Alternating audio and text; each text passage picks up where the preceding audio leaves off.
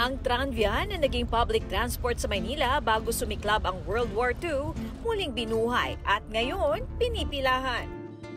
Mula Intramuros, dumaan ito sa Intramuros-Binondo Bridge. Diretso sa Binondo hanggang makarating sa Escolta.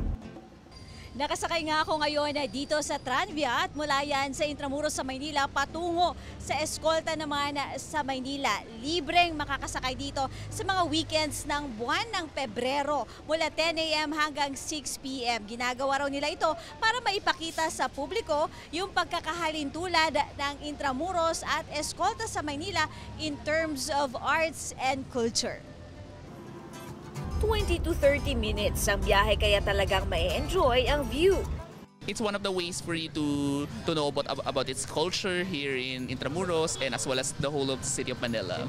I think it's a wonderful initiative put on by Escolta and the Intramuros administration to link these creative communities from Escolta to Intramuros and provide an alternative transportation throughout Manila. Ang Tranvia Ride ay isa sa mga highlight ng street art fair ng Intramuros at Escolta.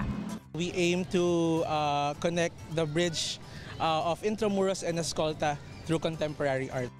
We seek to provide a platform for our local artisans, artists, and merchants to showcase their creativity and work.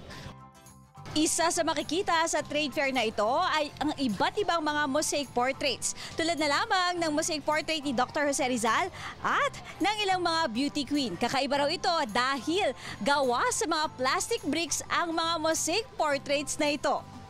We get to see different forms of art from many different artists.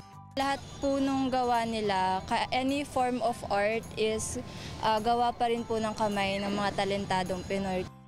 Para sa GMA Integrated News, Katrina Son, nakatutok, 24 oras.